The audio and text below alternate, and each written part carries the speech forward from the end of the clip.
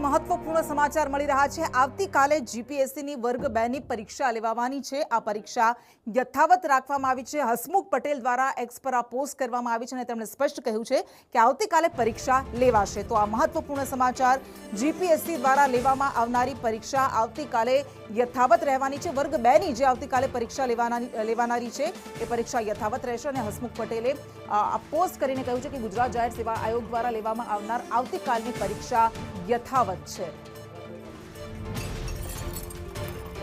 તો આ મહત્વપૂર્ણ સમાચાર, જીપીએસસી માટે જે પણ લોકો તૈયારીઓ કરી રહ્યા હતા, આવતીકાલે પરીક્ષામાં તેઓ હાજર રહેવાના છે, એમને તૈયાર રહેવાનું છે। પરીક્ષા યથાવત રાખવામાં આવી છે, લેવામાં આવનાર છે।